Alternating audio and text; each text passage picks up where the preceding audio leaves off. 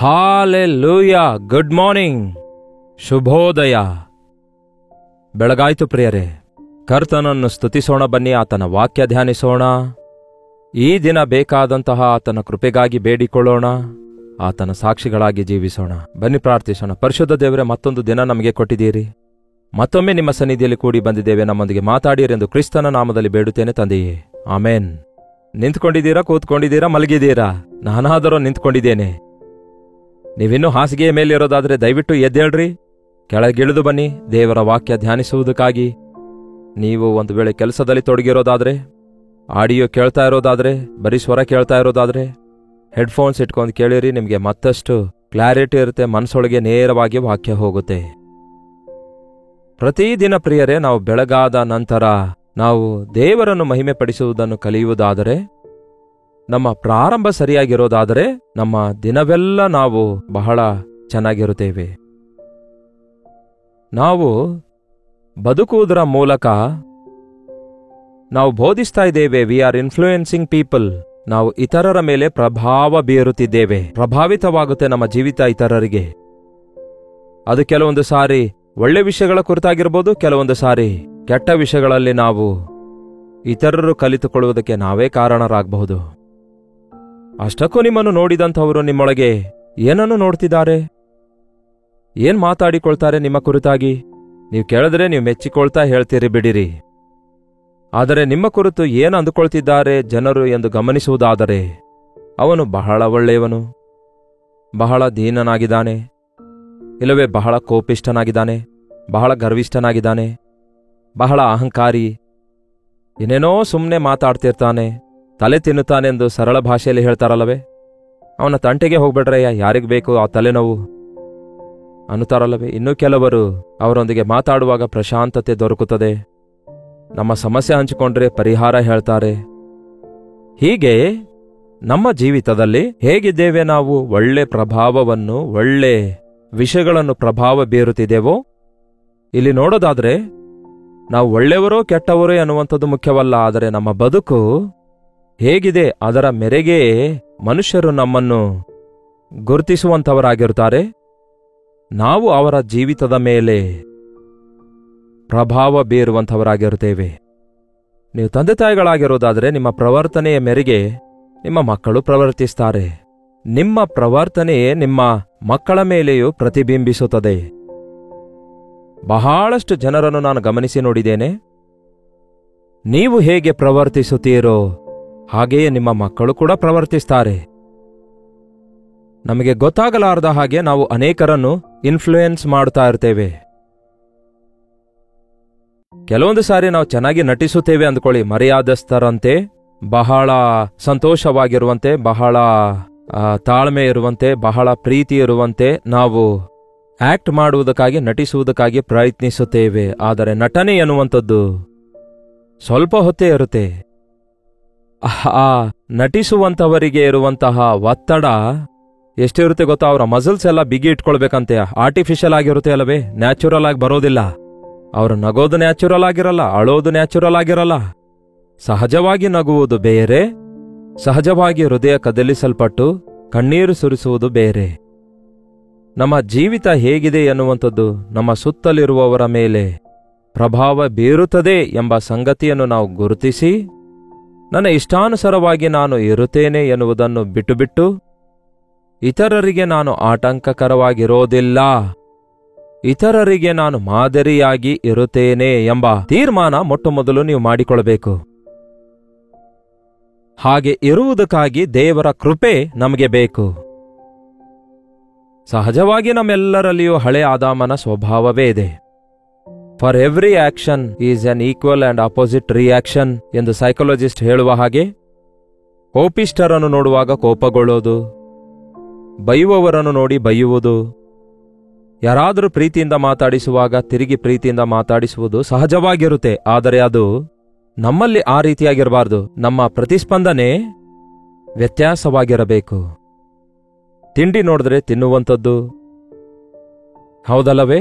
ದುಡ್ಡನ್ನು ನೋಡಿದ್ರೆ ಆಹಾಹಾಹಾ ಎಂದು ತವಕಿಸೋದು, ಆಸೆ ಪಡೋದು, ಆರ್ಭಾಟ ನೋಡಿ ಕುಣಿದಾಡುವಂಥದ್ದು, ಇವೆಲ್ಲ ನಮ್ಮಲ್ಲಿ ಇತರರು ಗಮನಿಸುತ್ತಾರೆ. ನನ್ನ ತಂದೆಗೆ ದುಡ್ಡಂದ್ರೆ ಇಷ್ಟ, ನನ್ನ ತಾಯಿಗೆ ಸೀರೆ ಅಂದ್ರೆ ಇಷ್ಟ ಎಂದು ಹೇಳ್ತಾ ಇರ್ತಾರಲ್ವೇ? ನಮ್ಮ ಮಕ್ಕಳು ಗಮನಿಸುತ್ತಾರೆ, ನಮ್ಮ ಸುತ್ತಲಿರುವವರು ಗಮನಿಸುತ್ತಾರೆ ನಮ್ಮ ವೀಕ್ನೆಸ್.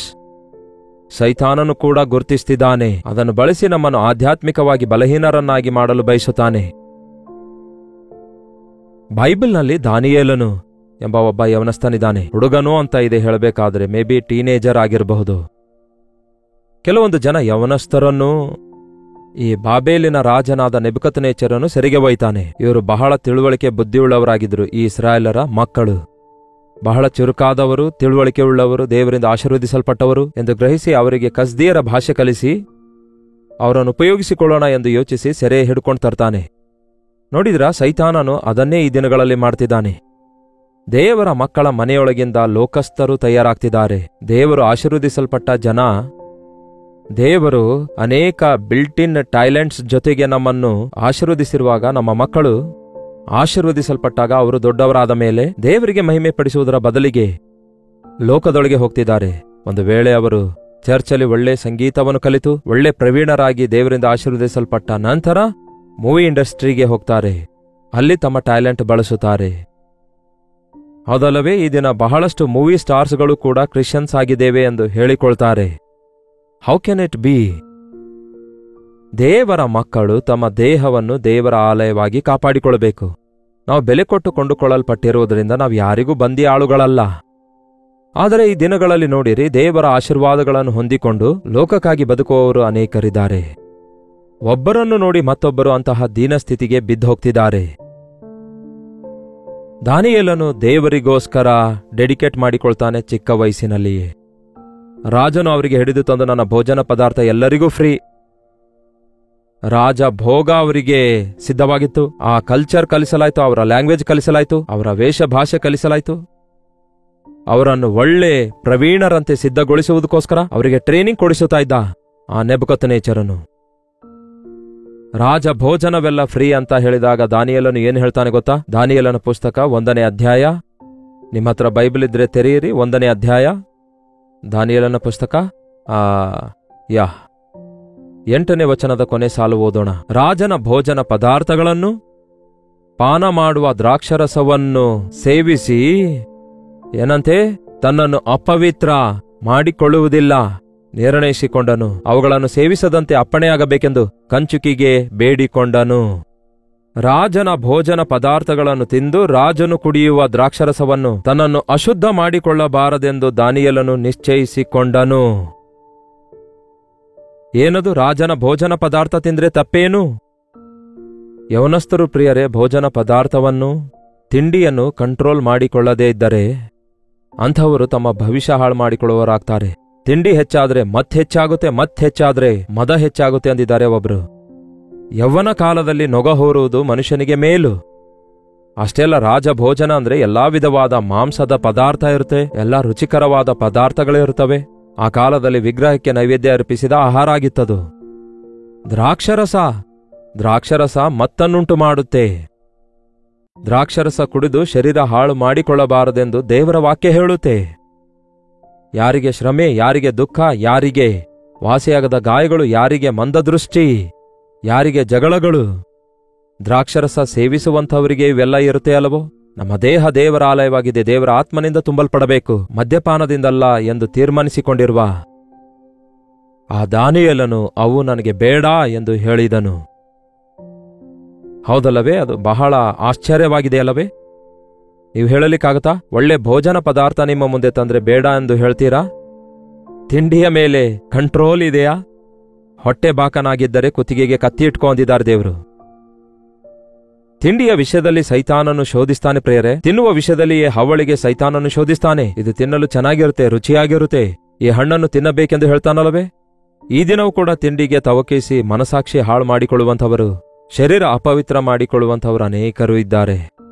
ದಾನಿಯೇಲನು ಒಂದು ತೀರ್ಮಾನ ತೆಗೆದುಕೊಳ್ತಾನೆ, ನನ್ನನ್ನು ನಾನು ಅಪವಿತ್ರ ಮಾಡಿಕೊಳ್ಳುವುದಿಲ್ಲವೆಂದು. ನನ್ನ ದೇಹ ದೇವರ ಆಲಯವಾಗಿದೆ, ನನ್ನ ದೇವರು ಪರಿಶುದ್ಧನಾಗಿದ್ದಾನೆ, ನನ್ನ ಪರಿಶುದ್ಧ ದೇವರನ್ನು ನಾನು ಆರಾಧಿಸುವವನಾಗಿದ್ದೇನೆ ಎಂಬ ತೀರ್ಮಾನ ತೆಗೆದುಕೊಂಡ. ಒಬ್ಬನೇ ಮಾಡಿಕೊಂಡ ಫಸ್ಟ್. ಆದರೆ ಆ ತೀರ್ಮಾನವನ್ನು ಕೇಳಿ ಇನ್ನೂ 3 ಜನ ಮುಂದಕ್ಕೆ ಬಂದರು. ಶದ್ರಕ್, ಮೇಷಕ್, ಅಬೇದ್ನೆಗೋ ಎನ್ನುವವರು. ನಮಗೂ ಕೂಡ ಬೇಡ ಈ ಆಹಾರ ಎಂದು ಹೇಳ್ತಾರೆ. ನೋಡಿದ್ರ, ಒಂದು ತೀರ್ಮಾನ ಸರಿಯಾದ ರೀತಿಯಲ್ಲಿ ನಾವು ಮಾಡಿದ್ರೆ ಅದು ಹೇಗೆ ಇನ್ಫ್ಲೂಯೆನ್ಸ್ ಆಗುತ್ತೆ ನೋಡಿ. ಅದೇ ಕೆಟ್ಟದಾಗಿರೋದಾದ್ರೆ ಕುಡಿಯಲು ಹೋಗ್ತೇನೆ ಅಂದ್ರೆ ನಾವು ಬರ್ತೇವೆ ಅನ್ನುತ್ತಾರೆ. ನಾನು ಯೇಸುವಿಗೋಸ್ಕರ ಬದುಕುತ್ತೇನೆ ಅನ್ನುವಾಗ ನಾವು ಬದುಕುತ್ತೇವೆ ಅನ್ನುತ್ತಾರೆ. ಹಾಗಾದ್ರೆ ಈ ದಿನ ನಮ್ಮ ಬದುಕು ಹೇಗಿದೆ ಹೇಳಿ? ಪೇತ್ರನು ಎಲ್ಲ ನೋಡಿ ಮುಗಿಸಿದ ಮೇಲೆ ನಾನು ಮೀನು ಹಿಡಿಯಲು ಹೋಗುತ್ತೇನೆ ಅಂದಾಗ, ಅದೇನು ಪೇತ್ರನ ಮೀನು ಹಿಡಿಯಲು ಹೋಗುತ್ತಿ, ಯೇಸು ಮನುಷ್ಯರನ್ನು ಹಿಡಿ ಅಂದಿದ್ದಾರಲ್ಲವೇ? ಮನುಷ್ಯರನ್ನು ಹಿಡಿಯುವ ಬೆಸ್ತರರನ್ನಾಗಿ ಮಾಡುತ್ತೇನೆ ಅಂದಿದ್ದಕ್ಕೆ ಯೇಸುವನ್ನು ಹಿಂಬಾಲಿಸಿದೆಯಲ್ಲವೇ ಎಂದು ಯಾರಾದ್ರೂ ಪೇತ್ರನಿಗೆ ತಡೆದ್ರ ನಾವು ಬರ್ತೇವೆ ಅಂದ್ರು. ಒಬ್ಬ ಹಿರಿಯನಾಗಿರುವಂಥವನು, ಪ್ರಾಮುಖ್ಯ ವ್ಯಕ್ತಿಯಾಗಿರುವಂಥವನು ಕೆಟ್ಟ ಮಾದರಿಯನ್ನು ತೋರಿಸಿದ್ರೆ ಎಷ್ಟು ಜನ ಆ ಕೆಟ್ಟ ಮಾರ್ಗದಲ್ಲಿ ನಡೆಯುತ್ತಾರೆ ಗೊತ್ತಾ? ಆ ತಪ್ಪು ಮಾರ್ಗದಲ್ಲಿ ನಡೆಯುತ್ತಾರೆ ಗೊತ್ತಾ? ದಾನಿಯೇಲನ ಜೀವಿತ ಅವನ ಸ್ನೇಹಿತರ ಮೇಲೆ ಪ್ರಭಾವ ಬೀರಿತು. 4 ಜನ ತೀರ್ಮಾನಿಸಿಕೊಳ್ಳುತ್ತಾರೆ, ಬೇರೆಯವರು ಒಳ್ಳೆ ಆಹಾರವನ್ನು ತಿಂದ್ರೆ ನೀವು ತಿನ್ನದೇ ಇದ್ದರೆ ರಾಜನು ನನ್ನನ್ನು ಗದರಿಸಿ ಶಿಕ್ಷಿಸುತ್ತಾನೆ. ನಿಮ್ಮ ಮುಖ ಏನಾದರೂ ಬಾಡಿದವುಗಳಾದ್ರೆ ನನ್ನನ್ನು ಶಿಕ್ಷಿಸುತ್ತಾನೆ. ಒಳ್ಳೆ ಪ್ರೋಟೀನ್ ಫುಡ್ ತಿನ್ನುವಂಥವರು ನೀವು ಕೇವಲ ಶಾಕಾಹಾರವೇ ಬೇಕು, ಕಾಯಿಪಲ್ಯವನ್ನೇ ತಿನ್ನುತ್ತೇನೆ ಅನ್ನುತ್ತಾ ಇದ್ದೀರಿ. ಆಗ ಅವ್ರು ಹೇಳ್ತಾರೆ, ಬೇಕಾದ್ರೆ 10 ಡೇಸ್ ಟೆಸ್ಟ್ ಮಾಡಿ ನೋಡು, ನಮ್ಮನ್ನು ಪರೀಕ್ಷಿಸಿ ನೋಡು. ಆ ನಂತರ ನೀನು ನಿಶ್ಚಯಿಸಿಕೊಂಡಾಗ 10 ಡೇಸ್ ಬರೀ ಶಾಕಾಹಾರಿ ತಿನ್ನುತ್ತಾರೆ ದಾನಿಯೇಲ, ಶಾದ್ರಕ್, ಮೇಷಕ್, ಅಬೇದ್ನೆಗೋ ಎನ್ನುವಂಥವರು. ಬೇರೆ ಹುಡುಗರೆಲ್ಲರೂ ತಮಗಿಷ್ಟ ಬಂದಂತೆ ಫುಲ್ಲಾಗಿ ತಿನ್ನುತ್ತಾರೆ. ಆದರೆ 10 ದಿನಗಳಾದ ನಂತರ ಅವರನ್ನು ನೋಡಿದಾಗ 15ನೇ ವಚನ, ಅವರು 10 ದಿನಗಳಾದ ಮೇಲೆ ರಾಜನ ಆಹಾರವನ್ನು ಉಣ್ಣುತ್ತಿದ್ದ ಸಕಲ ಯುವಕರಿಗಿಂತಲೂ ಸುಂದರರಾಗಿಯೂ ಪುಷ್ಟರಾಗಿಯೂ ಕಾಣಿಸಿದರು. ನೋಡಿದ್ರ ಪ್ರಿಯರೇ,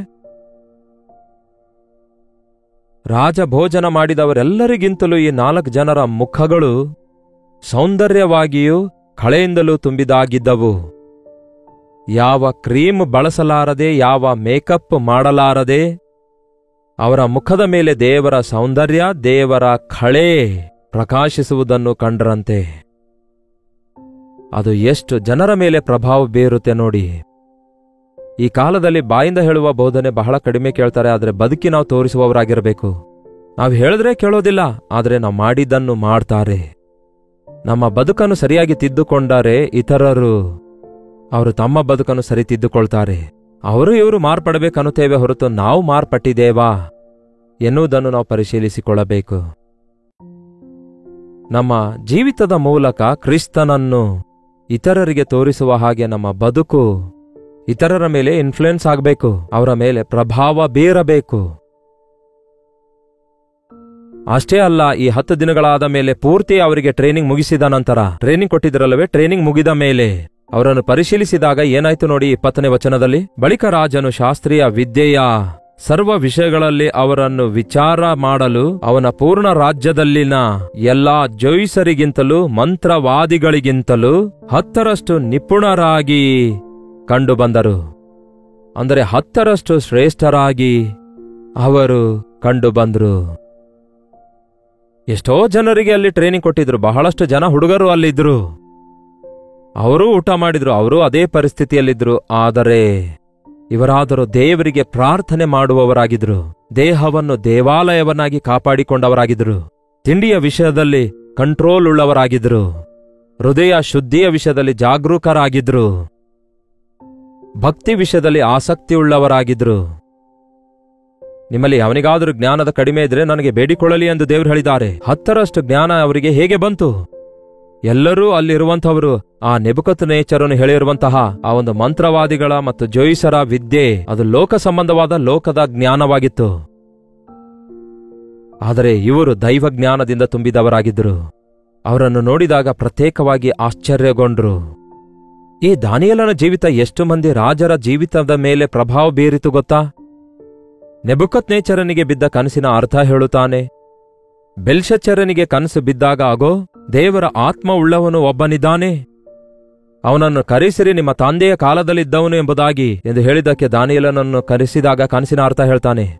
ದರ್ಯಾವೇಶನ ಕಾಲದಲ್ಲಿ ಯಾರೊಬ್ಬರೂ ಯಾವ ದೇವರಿಗೂ 30 ದಿನಗಳವರೆಗೂ ಪ್ರಾರ್ಥಿಸಬಾರದು ಎಂಬ ಕಾನೂನು ಬಂದಾಗ ಪ್ರಜೆಗಳೆಲ್ಲರಿಗೂ ಗೊತ್ತಿತ್ತು, ಅಲ್ಲಿರುವ ಅಧಿಪತಿಗಳೆಲ್ಲರಿಗೂ ಗೊತ್ತಿತ್ತು, ದಾನಿಯೇಲನು ಬೇರೆ ಏನೇ ಆಗಲಿ ಮಾಡಲಾರದೆ ಇರುತ್ತಾನೆ, ಆದರೆ ಪ್ರಾರ್ಥನೆ ಮಾಡಲಾರದೆ ಇರಲಾರನು. ಹಾಗಾಗಿ ಅವನನ್ನು ಈ ವಿಷಯದಲ್ಲಿ ತಪ್ಪಿಗಸ್ತನನ್ನಾಗಿ ಹಿಡಿಯೋಣ ಎಂಬುದಾಗಿ ಪ್ಲಾನ್ ಹಾಕಿಕೊಳ್ತಾರೆ. ಬಟ್ ಏನ್ ಮಾಡಿದ ದಾನಿಯೇಲನು? ಅಂತಹ ಶಾಸನ ಇದೆ ಎಂದು ಅರಿತುಕೊಂಡರೂ ತನ್ನ ಮನೆಯ ಮೇಲ್ಮಹಡಿಗೆ ಹೋಗಿ ಮೊಳಕಾಲೂರಿ ಮೂರಾವರ್ತಿ ಪ್ರಾರ್ಥಿಸಿದ.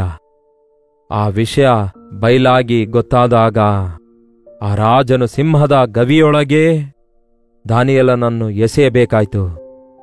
ಆದರೆ ಆ ರಾಜನು, ನೀನು ನಿತ್ಯವೂ ಸೇವಿಸುವ ದೇವರು ನಿನ್ನನ್ನು ಬಿಡಿಸಿದಾನೋ? ರಾತ್ರಿಯಿಡೀ ನಿದ್ದೆ ಬರದಂತೆ ಬೆಳಿಗ್ಗೆಯೇ ತಕ್ಷಣ ಎದ್ದು ಬರ್ತಾನೆ.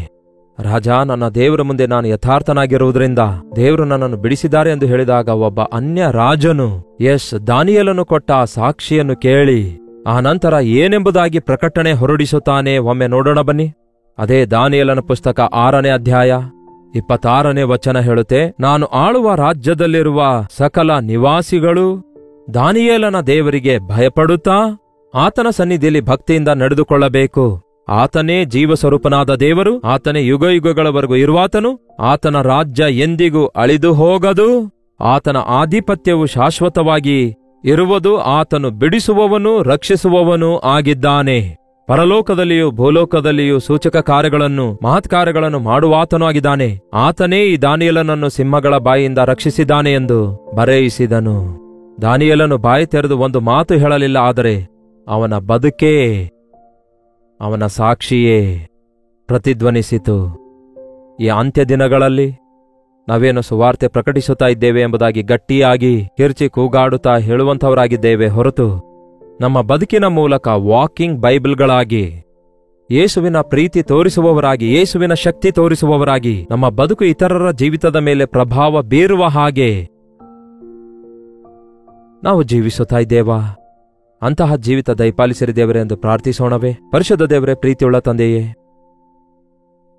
ಎಷ್ಟೋ ಸಾರಿ ನಾವು ಇತರರಿಗೆ ಏನೇನೋ ಕಲಿಸಬೇಕೆಂದು ಆಶಿಸುತ್ತೇವೆ, ಇತರರಿಗೆ ಮಾರ್ಪಡಿಸಬೇಕು ಎಂದು ಆಶಿಸುತ್ತೇವೆ. ನಮ್ಮ ಬದುಕುಗಳು ಮಾರ್ಪಟ್ಟ ಹೊರತು, ನಾವು ಆ ವಿಷಯಗಳನ್ನು ಕಲಿತುಕೊಂಡ ಹೊರತು, ನಾವು ನಿಮ್ಮ ಸಾಕ್ಷಿಗಳಾಗಿ ತೀರ್ಮಾನ ತೆಗೆದುಕೊಂಡು ನಿಮ್ಮ ಮಹಿಮೆಯನ್ನು ನಮ್ಮ ಜೀವಿತಗಳ ಮೂಲಕ, ನಿಮ್ಮ ತೇಜಸ್ಸನ್ನು, ನಿಮ್ಮ ಪ್ರೀತಿಯನ್ನು ಇತರರಿಗೆ ಪ್ರಭಾವ ಬೀರಲು ಸಾಧ್ಯ ಎಂಬ ಸಂಗತಿಯನ್ನು ಗುರುತಿಸಲು ಸಹಾಯ ಮಾಡಿರಿ. ಈ ಅನುದಿನದ ಧ್ಯಾನ ಕೇಳುತ್ತಿರುವ ಪ್ರತಿಯೊಬ್ಬರ ಮುಖದ ಮೇಲೆ ಆ ಕಾಲದಲ್ಲಿ ದಾನಿಯೇಲ, ಶಾದ್ರಕ್, ಮೇಷಕ್, ಅಬೇದ್ನೆಗೋ ಅವರ ಮುಖದ ಮೇಲೆ ಇದ್ದಂತಹ ಕಳೆ ಸೌಂದರ್ಯವನ್ನು, 10ರಷ್ಟು ಶ್ರೇಷ್ಠವಾದ ಜ್ಞಾನವನ್ನು ನಮ್ಮೆಲ್ಲರಿಗೂ ದಯಪಾಲಿಸಿರೆಂದು ಕ್ರಿಸ್ತನ ನಾಮದಲ್ಲಿ ಬೇಡುತ್ತೇವೆ ತಂದೆಯೇ, ಆಮೇನ್. ತಂದೆಯಾದ ದೇವರ ಪ್ರೀತಿಯು, ಮಗನಾಗಿರುವ ಕ್ರಿಸ್ತನ ಕೃಪೆಯೂ, ಆದರಣೆ ಕರ್ತನಾದ ಪವಿತ್ರಾತ್ಮನ ಸಹವಾಸವು ಅನುದಿನದ ಧ್ಯಾನದಲ್ಲಿ ಐಕ್ಯವಾಗಿರುವ ನಮ್ಮೆಲ್ಲರ ಸಂಗಡ ಸದಾಕಾಲಕ್ಕೂ ನೆಲೆಯಾಗಿರಲಿ. ಆಮೇನ್. ದೇವರಿಗೆ ಸ್ತೋತ್ರ. 8939731313 ನಂಬರ್ಗೆ ನಿಮ್ಮ ಪ್ರಾರ್ಥನಾ ಮನವಿಗಳನ್ನು, ನಿಮ್ಮ ಪ್ರೇಯರ್ ಬರ್ಡನ್ಸ್ಗಳನ್ನು ಟೆಕ್ಸ್ಟ್ ಇಲ್ಲವೇ ವಾಯ್ಸ್ ಮೆಸೇಜ್ ಮೂಲಕ ವಾಟ್ಸ್ಆಪ್ ಕಳಿಸಿರಿ. ಫೋನ್ ಮಾಡಬೇಡಿ, ಎತ್ತಿಲ್ಲವೆಂದು ಬಾಧೆ ಪಡಬೇಡಿ. ಇದುವರೆಗೂ ಡಾಕ್ಟರ್ ಜಯಪಾಲ್ ಕನ್ನಡ ಯೂಟ್ಯೂಬ್ ಚಾನೆಲ್ಗೆ ಸಬ್ಸ್ಕ್ರೈಬ್ ಮಾಡಿಕೊಳ್ಳದಿದ್ದರೆ ದಯವಿಟ್ಟು ಇಂದೇ ಸಬ್ಸ್ಕ್ರೈಬ್ ಮಾಡಿಕೊಳ್ಳಿ. ಕರ್ತನ ಚಿತ್ತವಿರುವುದಾದರೆ ಮತ್ತೆ ನಾಳೆ ಇದೇ ಸಮಯದಲ್ಲಿ ಇದೇ ಅನುದಿನದ ಧ್ಯಾನದಲ್ಲಿ ಭೇಟಿಯಾಗೋಣ. ಅಲ್ಲಿವರೆಗೂ ದೇವರ ಮಹಾಕೃಪೆ ನಿಮ್ಮೆಲ್ಲರೊಂದಿಗಿರಲಿ.